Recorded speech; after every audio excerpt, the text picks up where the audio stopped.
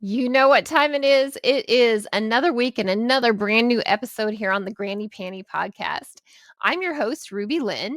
If you'd like to follow me, you can go to rubylynne.com. That's RUBYLYNNE.com. I'd love it if you'd also check out the podcast, like and subscribe here. You can go to thegrannypantypodcast.com where you can find all the past episodes, information about the host, which is me, and any new releases or news coming up about the podcast. This week's guest is a creative genius, in my opinion. I discovered him, probably over the last year, seeing his post. I came across a photo shoot he did with a model that I follow, and it literally gave me goosebumps and blew me away. And I said, I got to get him on my show. I want to hear his story. So it's exciting today to hear how he moved through mainstream to triple X and how his creative mind works, and he uses it to get him through those tough times too. So help me welcome Ivan with Alt Erotic.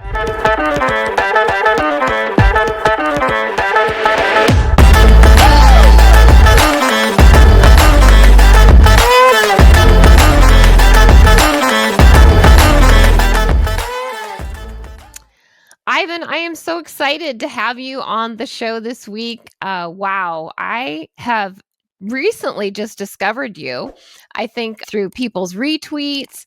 And I mentioned before we went live, what really struck me, I believe it was Luna Lux posted a photo shoot that she did with you, and it literally gave me goosebumps. It was amazing. And I thought, I got to find out more about this guy. Multi-talented, obviously.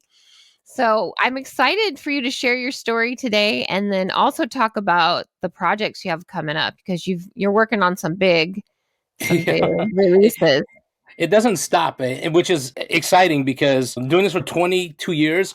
You're constantly trying to reinvent yourself, and you're constantly trying to, because like I come from mainstream, and in mainstream, your last project is your portfolio for your next project. So you're always coming up with something different, something unique, always have to be on point. I think a lot of people forget that professionalism doesn't just stop after one project. Professionalism is a lifestyle. So that's how it is with me.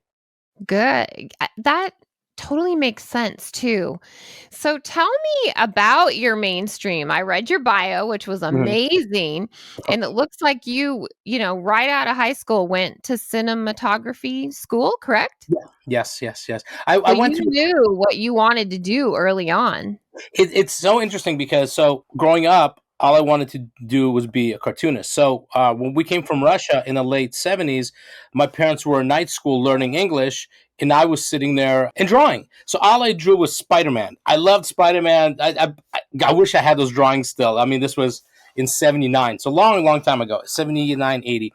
And all I wanted to do is be a cartoonist. So when I was in high school, I took a bunch of art classes my senior year, and I thought for sure I'll be a cartoonist. So I went to Hanna-Barbera. Remember Hanna-Barbera? Yes, absolutely. So I go there to apply for a job. Quickly realized I will never be a cartoonist. They were super talented artists. It was a hobby, and so I went to a commercial art school, and that's where I picked up a video camera, a VHS camera, VHS Panasonic Reporter, actually. And the funny thing is, I actually have one that's exactly the same one I picked up the first time in 1989, 1990, and fell in love with the motion picture part of it. Photographers do pictures, filmmakers do motion pictures. So that was the first time I picked up something and recorded a moving image, and it changed my life. From that point forward, all I wanted to do was do movies, do motion pictures. So after I got my commercial art degree, I went to a junior college for 2 years and took film theory courses and film history. And then I got accepted to Brooks Institute of Photography in Santa Barbara for the cinematography program. I got my bachelor's degree from Brooks. Wow. So formally trained. I mean, that's amazing to know what you wanted to do right out of the gate. Yeah, it was it was one of those, it's like you evolve as a person whenever you come in contact with new people or new environments or new project situations. It's how you take that in. I mean, I think more kids in high school have better grades if they actually took classes they wanted to take rather than the classes they were forced to take. And I think that's the beauty of college is that when you're in college, you're experimenting. You're experimenting in life in general. You're experimenting with everything, and you find what you love, what your niche is, what makes you happy in the morning, what makes you sad at night, and you avoid the things that make you sad at night. You take on the things that make you happy when you wake up in the morning. And for me, it was filmmaking. And I've been a starving artist ever since. But you know what? I wake up happy and I love it. And I've turned down the biggest companies in the industry because I knew it wasn't going to make me happy. It was what makes me happy is being my own boss, being in control, and shooting the coolest stuff I could possibly shoot. So I'd rather die with a smile on my face than die pissed off and shooting production line adult movies. So that's I my. get that. I get that. I mean, I got in this industry at age 53, and last year I left corporate America because I was trying to balance two of them. And it's like, you know what? I'm 55 years old. Fuck it. I'm either going to make it or I'm not, and if this doesn't Right. work out, I'll go back to corporate America. Yeah, sometimes you got to say like "fuck it." That's the whole thing. As long Right. as you're not hurting anybody, you're having a good time. You're doing what your passion is. Right. Who cares? The key thing at the end of the day is don't hurt yourself, don't hurt others, and do whatever makes you happy and smile. And that's what I try to do on a daily basis. So I love that. So you started off in mainstream. You said that you transferred to adult in 2002, correct? yes. So talk to us about how that happened. I'm sure it was connections, but how did you make that leap? I've never wanted to do adult movies. What happened was I was working on a TV show called The X Show, which is basically the Man Show, but FX Network's version, and it was a nightly show. One day, one weekend, I go to a wrestling event in LA for a company called XPW, and it was a deathmatch tournament. So it's a bunch of like really gory stuff, and it was trying to remember what year it was. It was like 98, maybe 99. And I took my little brother to it. So he's 15 years old, something like that. And maybe I shouldn't have taken him because it was very gory, very gross, and whatever else. But I went. We had an amazing time. Went back to the show the following Monday and told one of the co-hosts of the show, who's a big wrestling fan, about it. So I dragged him to the next show. Wound up, what happened was the owner of the wrestling promotion, XPW, was Rob Black, who owned Extreme Associates and was one of the most notorious porn companies in the business at the time. And so that's how I got connected with them. They wound up, him and his wife, and mostly his wife back then, Lizzie Borden, she wound up going on the TV show a couple of times, doing little segments like how to hide porn from your girlfriend or your wife, things like that, just like weird silly things. So I got connected with them. So did my brother. My brother was doing some of their website stuff. I wound up shooting. They handed me one of those old Sony VX2000 cameras that they shot porn with at events, and they said, just go ringside and shoot whatever you want. Just have fun with it. So I would shoot more of just creative angles. I wasn't the main camera. I wasn't the camera that was recording for the show or for the pay-per-views.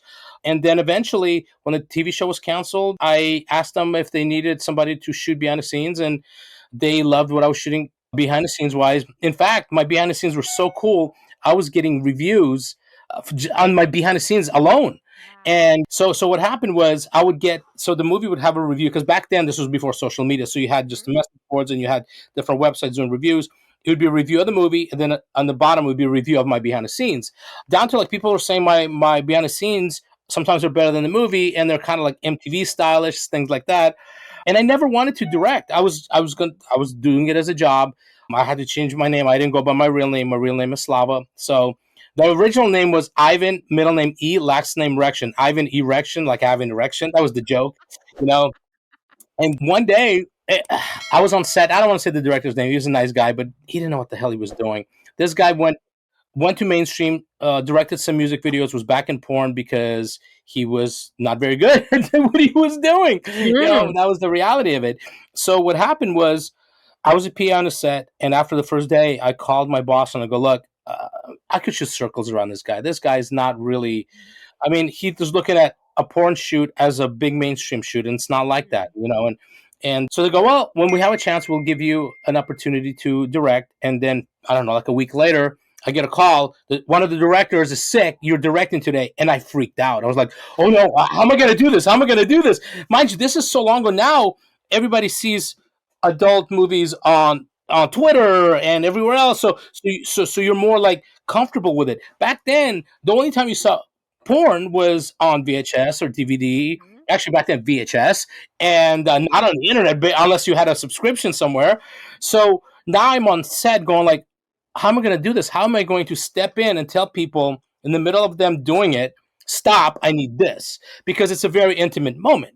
Now that intimacy is so gone because everybody's got a cell phone and they're all content creators, so the intimacy of what a real production is, Mhm. it, Mhm. it's different. Real productions are different than here's my cell phone and the ring light, and I'm going to be a porn star. Back then, you're legit shooting for DVDs, you're shooting for cable, you're shooting for VHS, whatever it may be. So there's more on the line than just like, well, the cell phone stopped recording, let's start rolling again. Back then, it wasn't like that. You're paying people top dollar, you have paying location top dollar, and so there's a lot of pressure on you. So I was so nervous. Luckily, we were shooting a male and female performer that were good friends of mine, or at least they've seen me on set before, and they're like, "Look, we got you, we got you." I'm like, "Okay," because I'm literally like ready to like just leave set and retire. I'm like, I'm done with this. And the first shoot happened, and then it just kind of snowballed from there. They liked what I shot, and then eventually said, "Do you want to just direct for us?" And so I started doing stuff that was more my style. I come from horror filmmaking, Mhm. so the first movie I did was called Texas Asshole Massacre. I And read that. I read that. yeah, and that movie actually put me on the map. I got job offers with Wicked Pictures, got amazing reviews. I'm very loyal in every aspect of life, so I turned them down twice. I Mhm. met with them. They came off very arrogant and trying to present what they were offering compared to what I had. Turned me off. I'm not into that kind of arrogance or like dangling this carrot in front of me where they're like, look at our budget. You could look at your budget. Look at our contract goals. Look at your contract. I don't care about that. I do not. I'm not about. I'm not going to. I'm not going to screw you over for clout, and I'm not going to screw you over for anything for money. I just want to have a good time and treat people with respect and be creative. Mhm. So turned them down, and I did a few more movies from Extreme Associates. Actually, it was Evolution Erotica was the company, but it was a parent company to Extreme Associates. And it was Tom Byron, who's a legend in the industry, was the owner of Evolution Erotica. Rob Black was the owner of Extreme Associates. They were partners, and they taught me what I knew. And Extreme Associates had a very notorious reputation. Well, Rob Black did. And when I left the company, I got some flack for working for Rob Black and Extreme Associates. Wow. He went to prison for obscenity eventually, which was insane to me that you could go to prison for shooting adults doing adult things. Everybody's getting paid. Everybody's knows what the situation is, but he went to prison for obscenity. To this day, the opportunity him and Tom Byron gave me, priceless. And what people would say about the company, they weren't there, so they didn't know Mhm. exactly what was going on. And it was the best job I ever had creatively. Sometimes morally, you're just like, creatively, awesome, great bosses, all that stuff. The contract girls were, when you hear the stories of like team players. Anything goes. Anything goes. I mean, mind you, that was back in the day. Two girls, one cup. That was two guys, one horse. All that stuff. So, That's so, awesome. so there was a lot going on back then, and it was a really, really wild, wild west, and the money was falling out of the sky. You had people showing up with envelopes of cash. You have to deliver cash. It was a different world back then. It was a wonderful world back then. It was literally wild, wild west. You show up every day. You don't know if the FBI, the feds are going to come raid you. You're not going to know if That's somebody's so pissed off crazy. and is going to come by. We've had angry boyfriends showing up, threatening to beat up the director because his girlfriend's shooting with another guy. We had one guy threaten another guy before a blow bang. He said, "I'm going to go home, get a gun. I'm going to come back and kill you." And we're like, "Oh God, I wish we had cell phone Oh cameras back my then." word. Yeah, it was great stories. When you're at the time, you're just kind of like, but years later, when you survive, you're just like, that was kind of cool. Yeah, right? Look, hindsight.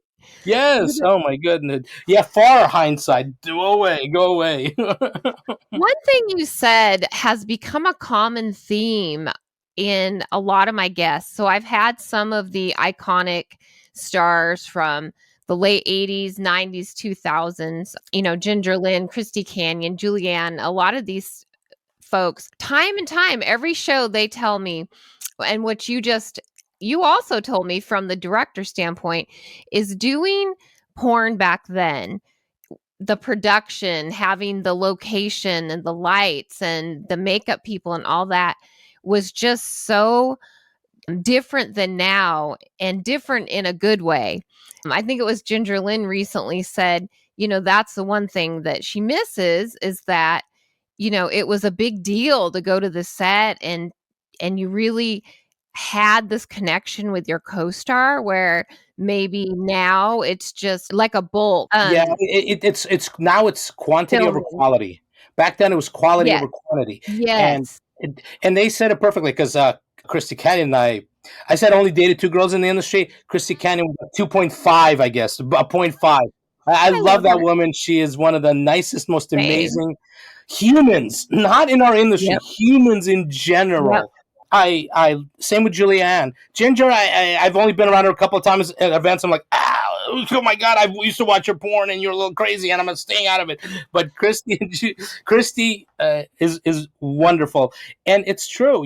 Now, like sometimes, especially as a director, now I'll shoot talent that shoots for companies. And I'm from the back of the day where we hire talent and we shot daily with people that looked at it as a business. The difference a lot of times is a lot of people now they're in it for the wrong reason. They're in it to get laid, and and the one thing that I try to explain to people, like, just because you can afford a test does not mean everybody should shoot with you. A clean test does not open up the floodgates of everybody touching you or you touching everybody. That's not reality. If you have a sex addiction, you might want to go to a therapist, not create an OnlyFans, because that this is the reason why we have STD issues. Because let's be realistic. When companies ran the industry, there were a lot more restrictions. Now we don't know who's shooting with who. We don't know who's Right. shooting where. We don't know if people are checking tests. You hear all the time that they're shooting or setting up content orgies, multiple a day. It takes one person to have something to give it to one person, then that orgy and then all of a sudden, like, oh wow, we have an STD problem. I wonder why. And that because not everybody, even back then, people weren't safe, but at least it was restricted because, for instance, when I first got in, we horribly had 5 people test positive for HIV. So Okay. two other women wound up passing away. So what Mhm. happened was, at least back then, when people were shooting for companies, there was a paper trail of who shot with who.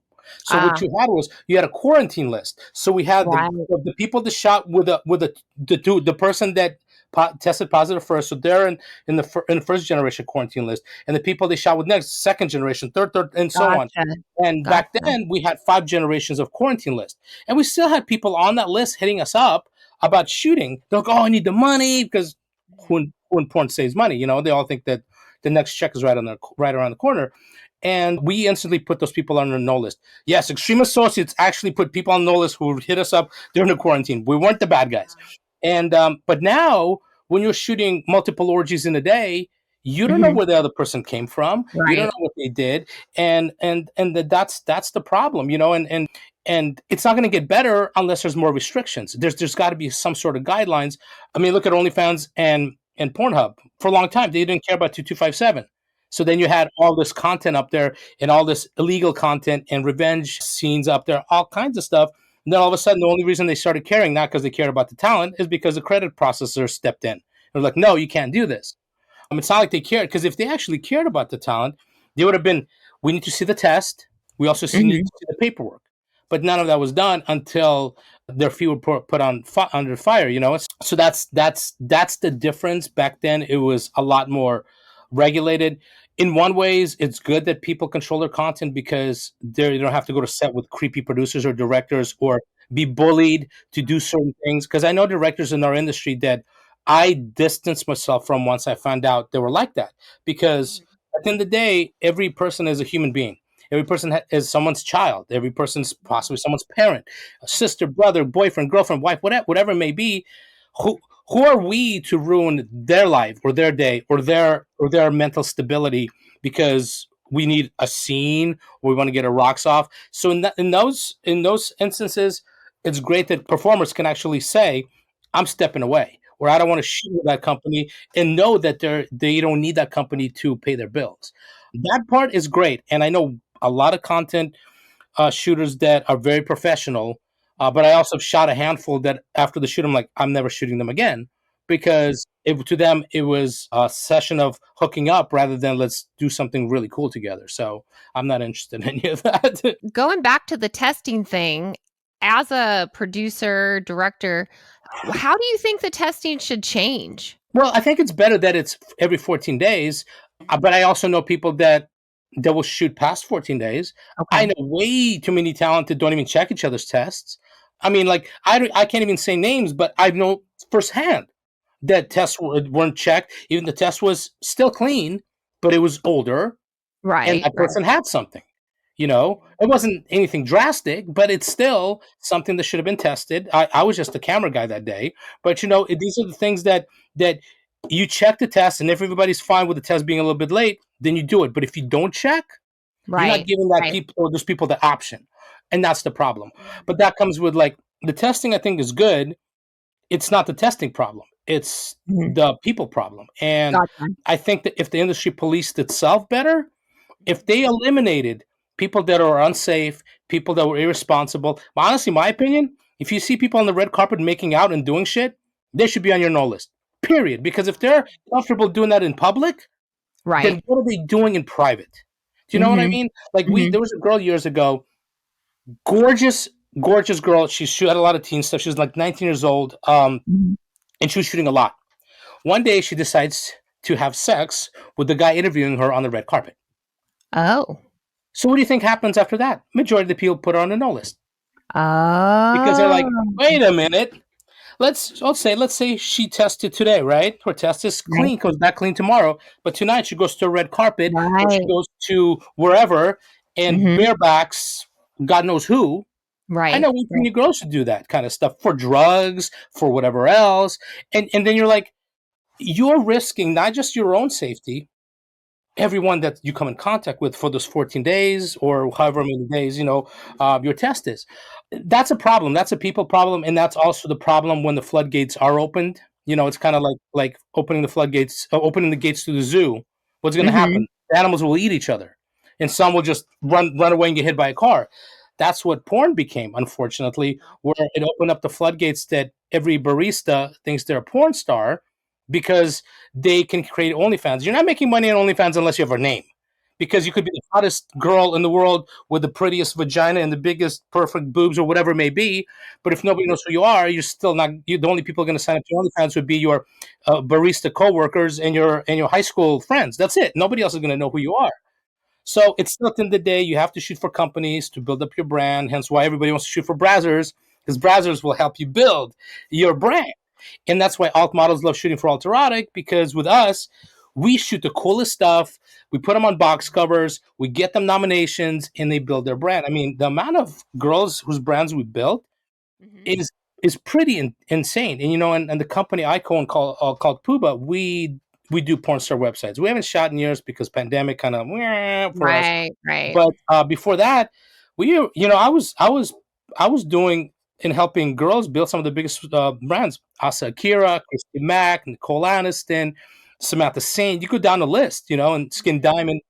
And so I watched these women do it in the right way. They cared about the Mhm. brand, they cared about their look, they cared about who they shot with, what they shot. Mhm. It's all important, and they build brands that they all live off now.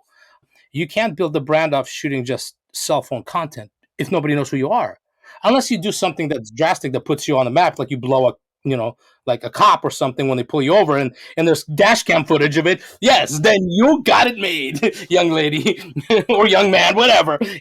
But other than that, you still need the companies to help you build that brand because the companies have more outlets, more eyes on their product and stuff like that. So I think that opening the floodgates to the zoo in some ways was really good. In some ways, it was really bad. And so Right. Right. because what Right. happens is the predators will eat the rest. So the predators survived, and the little zebras running around with 2.5 legs, right? I love your sense of humor.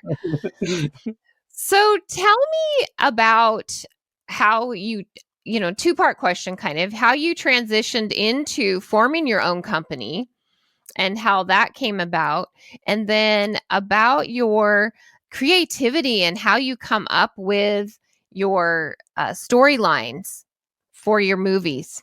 So with Puba, the company I own, I was just a director for a bunch of companies, and one day I got a call from London Keys, who's a really good friend of mine. This was probably 12, 13 years ago. And I'm like, London's calling me. I don't want to talk to her right now. Screw it. Because she's just, she's 19-year-old. Right? No, 15 years ago.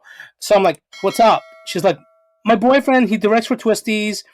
Which he needs a camera guy. He does stills only. Can you come and shoot? I'm like, sure, it's a job. So I came in, met him, and he was starting a company called Puba where they did porn star websites. The girls he had were London Keys, Mason Moore, Avi Scott.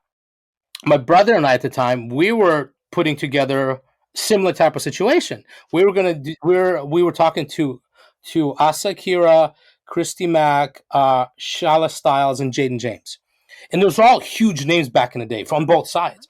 And so I was talking. His name's Corey. I was talking to Corey about this, and Corey's like, "Would you want to join the company Puba, my company?" So that's kind of how we came about. We joined. He was a photographer for Brazzers for a while. I was shooting the stuff that I shoot and had a really good reputation with the girls. And we built a giant empire of girls. I mean, like all the big name girls were coming to us to do their websites. Obviously, before OnlyFans, really before Instagram. So it was for a while. We struggled for years. For a Yeah. long time, lived off credit cards, off my savings, and then eventually, when it teeters over and you start making money, then you're like, whoa. And we had our own studio.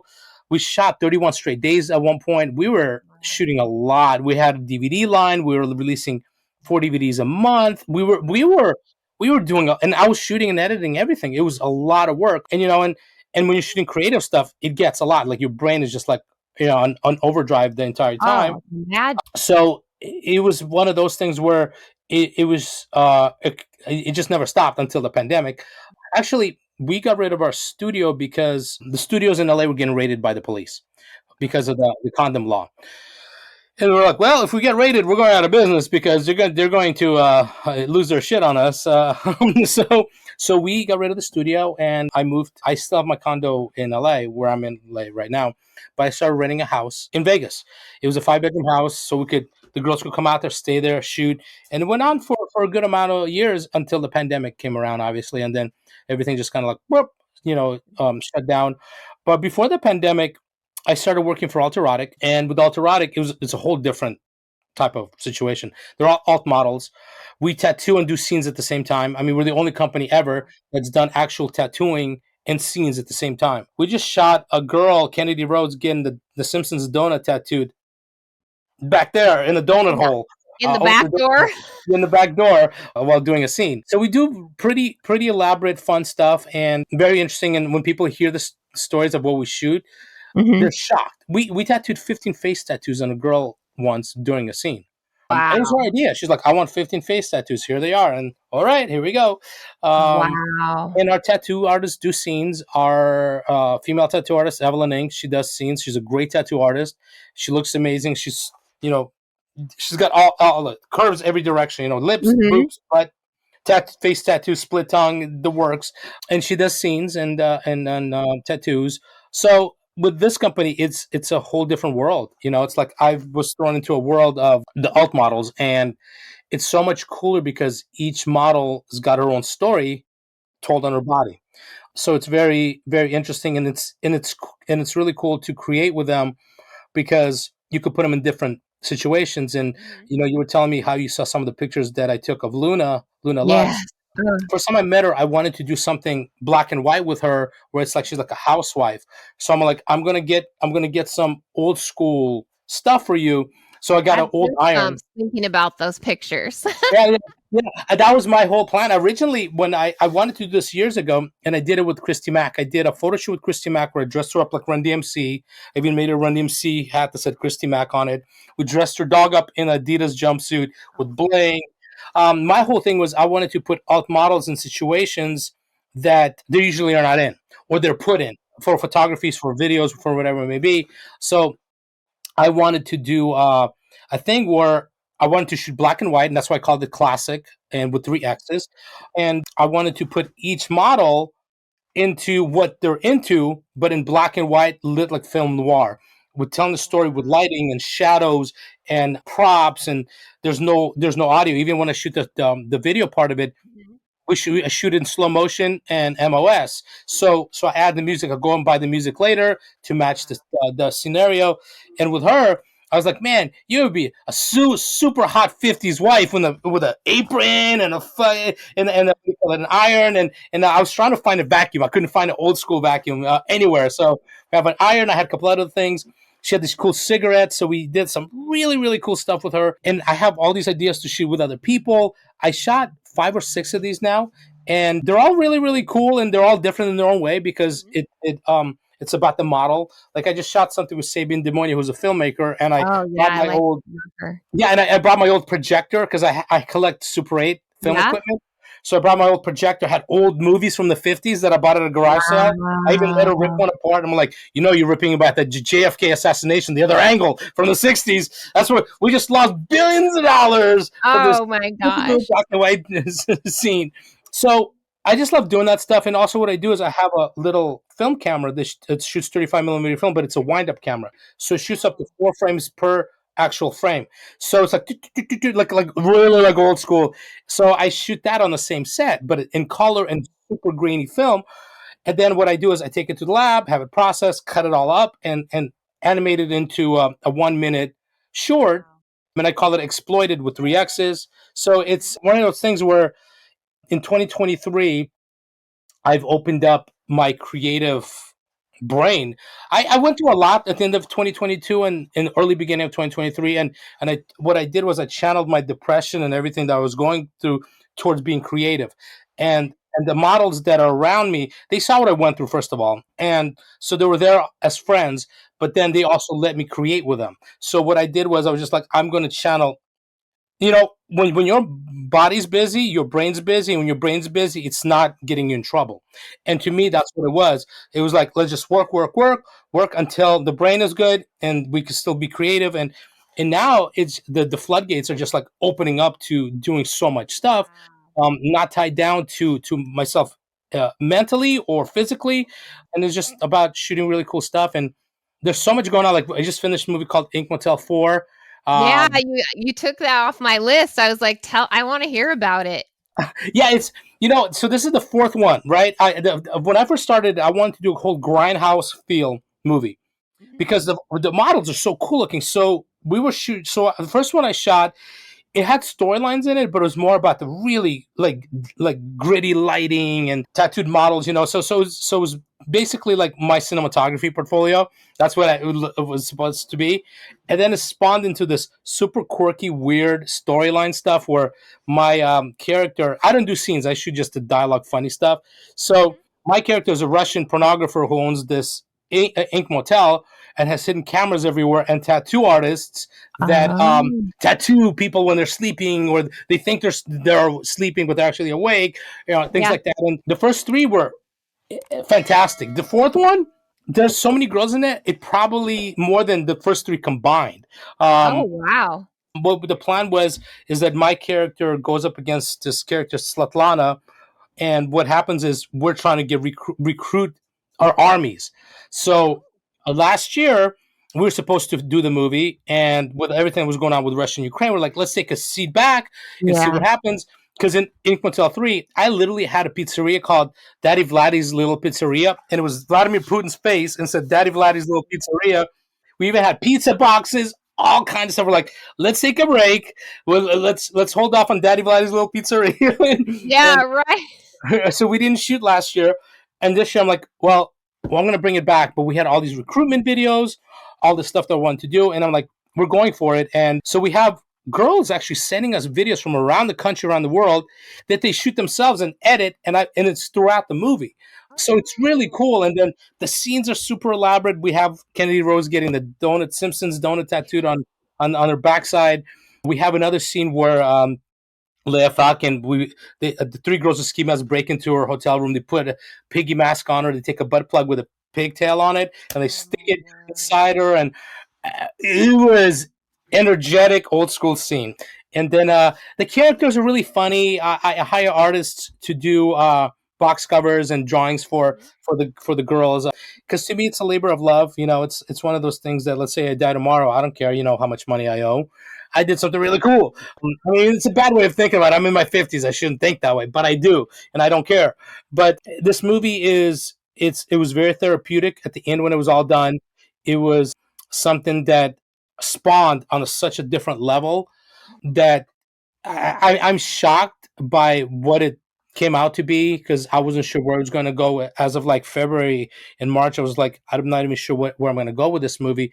Uh-huh. And then all these people started coming to my life and to my world, and all these models, and I'm just like, this is an opportunity to showcase every single one of them, and or at least a lot of them. And what happened was, that's why the trailer is so long that I posted. I wanted to make sure every girl in the movie got their just due. They got their face shown, they got a little clip shown, they got their name tag on there, because at the end of the day, like I tell them, I go, look, I've been in 22 years, I'm in 2 Hall of Fames, I don't need anything, I've done it all. I just want to help people build their brands, especially people that are driven. And to me, especially if they're moms, the ones that are the parents mean the most, because you have a lot more. You're not just doing it for yourself, you're doing it for your loved ones, for your child, for whatever it may be, And to me, when a model says, I have a son or a daughter or whatever else, then I'm like, oh well, shit, I'm going to make sure I will help you, or at least Mhm. look out for you, Right. because that's important. And so the movie it's spawned into something so insane. Like, it took me 3 days to build a set that I had to build with Wow. VHS tapes. I have like all these VHS tapes hanging off stands and have lights shining through them for my little final little segment. And I just wanted to put all into it, and it's done. And as of yesterday, it was officially all edited, and I'm sending it off Wow. to the DVD people. And to show my appreciation to the cast, I'm making VHS copies for them. So I hired Oh, an that's artist to do an cool. old school grindhouse poster, Mhm. and I'm going to go make VHS copies, make a box for them, and each person gets a copy of it. And I That's think cool. they deserve it, because they give me, and we shoot everything as content trade, because right now the company is Mhm. still in the process of building what we're building. We had new ownership take over last year, so we're still like in the process of, look, okay, where are we going with this? But that my whole thing is that if I'm going to do it like this, I need to make sure every model is beyond happy with what we're doing, Mhm. and they Mhm. get the most push and they get the most branding. It's very important to me, and they all get treated with the utmost respect, from how they're treated on set to the content that they get to the way we promote them and help them brand. So to put a movie together with 20 people That's a is lot. insane. Professional people, not people that just want to come in, do their thing, and leave. Every person spent their time on set with me, doing something elaborate, something fun. And even the majority of the cast are new to working with me. And I was worried about shooting something elaborate with somebody new, because I don't know how they're going to react. Oh, it's Mhm. taking longer. I'm like, why do you need this angle? And then when they see what I'm putting together, they're like, oh, okay, I'm here, I'm good. We had one girl literally change her entire plan for the night. She goes, I'm going to call and cancel so I can stay here and shoot the rest of this, because this is really fucking. And Aw. I'm like, well, that means a lot. So You seem amazing to work with. I think anybody that can work with you is very lucky. I appreciate that. To me, it's about the respect, and Mhm. because I come from mainstream, and my parents are still together. My parents are old Russian Jews who believe in family, believe in hard work, believe in respect. And that's what they've instilled. And the few girls from the industry that I've met, every one of them has something positive to say, and that means a lot. Because the longest time, my mom would always be like, "When are you gonna leave? Stop doing this. Stop." I'm like, "I'm not. I'm in Right. it. I'm not going Right. anywhere." And so she's like, well, as long as you're doing it the right way. I'm like, I am. I don't drink. I don't even smoke weed. I don't do anything. I don't drink. I don't party. I don't hook up with the girls. If somebody wants to give me an edible, I'm down. But that's as far as it goes. The only time I was gonna do ecstasy, I freaked out I was gonna OD, and I didn't do it. So that's how prude I am. You sound like me because I'm always like, I want to go, 56-year-old grandma here. I'm like, I want to go to a rave and do E, but then I'm like, but what if it's like tainted with something? What if I die? That's exactly it. I'm like, oh my God, I want to do this so bad, but I'm also scared. The most boring porn person on the planet, me. Hey, I have guys come up to me because I dress super elaborate for events and things like that. And they'll come up to me like, I want to party with you. I'm like, you want to go to my house and watch horror movies? Okay. That's my party. And have a couple of 5 hours? I'm down. Let's go. Cheers. Let's go watch a horror movie. That's my fun. Uh, That's and that's the awesome. funny thing is I think what happens with, I get so many women that would hit me up, and not even porn girls, are more about the aesthetic, the look, rather than like, oh, that guy can actually is creative and funny or whatever. But like fans, or they'll reach out to me and we'll start talking, and then you quickly realize I'm boring, and and I always give them 2 weeks. 2 weeks, they're gonna realize I'm boring. They're gonna realize that if they flirt too much, I'm not gonna be like, and then what will happen is they'll just disappear. And I've had dozens and dozens of vagina pictures, boob pictures, Oh all my kinds of stuff, god. and they never get a dick picture back, or whatever, and they never get like what they probably expect, like, oh, he's an adult director, he's probably gonna be like, ooh, no, not really, and so they move on. Like, it's boring. My last relationship was like that. She thought I was boring, so she like moved on to doing whatever lifestyle. I'm like, No. whatever, that's fine. That's not me. You want to have stability and creative shit? Come to me. You want lifestyle? Doors right there. And that's it. I And think boring is fine, I think I'm kind of boring sometimes too. but there's limits to it. You could have fun, and Mhm. you should, but you Yeah, also need to step back and realize what the bigger picture is, because right, like, it's kind of like people should do coke all they want at events, socially, not if they're sitting at home doing it, because right, then it's an addiction. It's not right, just like if you hang out with people, you want to party, you want to drink, have a good time, more power to you. There's an orgy, go have an orgy and make sure everybody's tested. Or test yourself afterwards. But go have your fun. But right. be responsible with it, because unless you're like 21, 22 and you're experimenting with life, when you get older, you don't have time for hiccups or speed bumps or pitfalls, because you should have went through those earlier in life. And this is like with me, I'm always lecturing girls, because I'm like, look, I'm not trying to be a buzzkill. I'm giving you examples of life and examples of what I've seen happen to loved ones, to someone I dated years ago, to traveled with over 30 girls. I've seen it. I've seen it on set. I've heard stories, seen it in my personal life, and that's all it is. It's just life lessons, and and Yeah, when you're older, you go through them, and you don't want to rehash those. You don't want to relive them. Um, right. what's the point? Why Yeah. step in the bear trap more than once, right? Because you only have two legs. That's right. That's right. So, as we close out the show, what's next? Inked Hotel is done. Do you already have another production in you're I'm working actually on? finishing. So there's another one that I'm finishing up. That's my labor of love. It's called Hoe Hunters. Hoe Hunters 2. So Whore Hunters is a movie.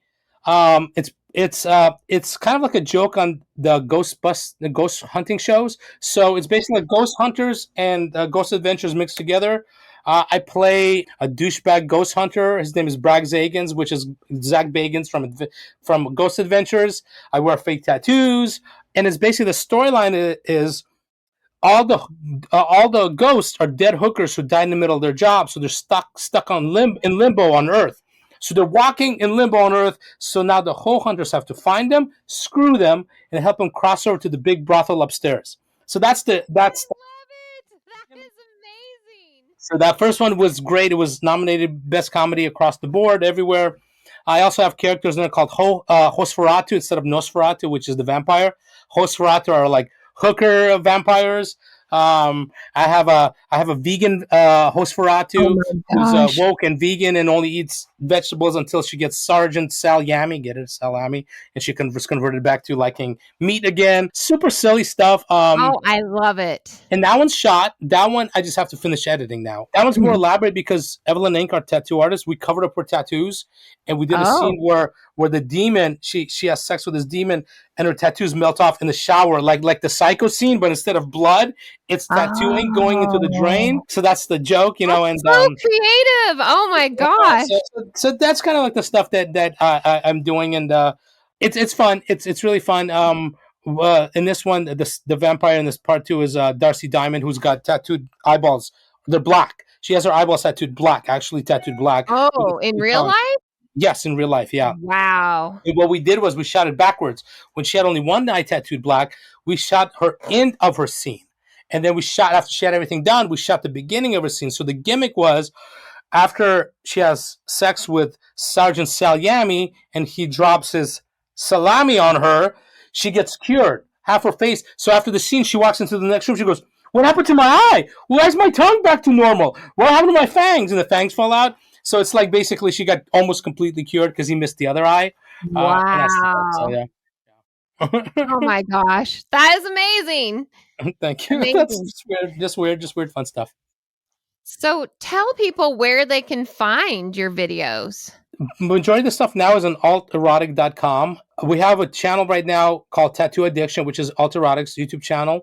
Mine is slivin.tv, and that one is just all my stuff from about 15 years of doing stuff. I stopped posting on it recently because I can't monetize it. It's got like 50 million views. It's got a lot going on that channel. Mhm. The Tattoo Addiction one's got one video. It's got 35 million views, just one video.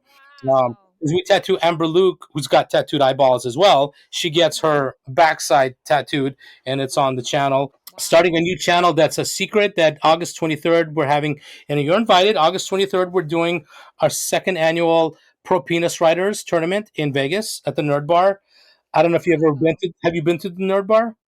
I haven't. And unfortunately, I'm going to be in Vegas the 6th through the 12th of August shooting. So I'm Ah, going to miss you. and that one's cool because they have a 10-foot mechanical penis that people Oh can my ride. word. So we have trophies made already. We're gonna do this giant event. We're gonna show trailers from the movies. We have a couple of surprises. The few things that we're launching, the new toy lines we're launching. That's all little surprise secret stuff that's gonna come out Cool. at the event. There's over 40 people coming out already that confirmed. It's like a month away, which is awesome. So we got a lot of that going on. My Instagram is I am Slivan. That's IAMSLIVAN. And it's Slava and Ivan mixed together. Those are my real name and stage name. Twitter is I am Ivan Triple X. Very easy. I have a YouTube. I have my website IamIvan.com, but I haven't updated it in years. Just don't have time. And so if you go there, you'll have a bunch of old stuff on there. But the current channel that I have, it's two Russians, one America.com. It was supposed to be my ex and I. Since she's not in the picture, the channel's just kind of there for now. I might put over it sanctioned, which I think we got money. I was actually thinking about it this morning as I'm driving, and I'm like, sanctioned would be a fucking cool little graphic over it. So I might do that. I don't want to get rid of it because it's memories. It's memories for her in which she lost. It's memories for me for what I've gained, and that's just basically what it's at. And there's some really cool stuff on there. I don't want to get rid of it. There's other plans coming up for the channel and for other things that we're going to be doing. So there's a lot. Oh my gosh, there's too much, but it's good. You need an assistant. Everybody says that. Everybody says that. I'm like, it's absolutely true. When I win the lottery, I'll get two assistants. There you go. There you go. Well, thank you so much for being on the show. I love hearing about your creativity, how you've channeled that, and then also how it helped you get through a dark time. That's amazing that you had that self-awareness to know Yeah, what you needed to do. thank you. You have to, right? I mean, like I almost died 3 years ago. I was in the hospital for 2 months. So that's when you start realizing what's important and how to be positive in the situation you're in, because you could fall into that darkness very fast. And for 2 months in the hospital, 9 surgeries later, it was one of those things where you're just like, well, you could either have fun with it or you could just go down that rabbit hole of darkness. And I wasn't going to go down the direction. And same with this. So, you zip up your whatever you're wearing and then just go for it. You have to, right? Because the next day doesn't stop because you're upset. The next day Right. keeps going, and that's Right. and that's the reality of it. So Well, thank you so much. I'm looking forward to your new releases coming out. I'm definitely going to have to check those out. I'll make an extra VHS copy. How's that? Okay, I love it. I love it. VR. Thank you again, Ivan. It's Thank you been so a much. pleasure. Yes, it was great. I appreciate it. Thank you.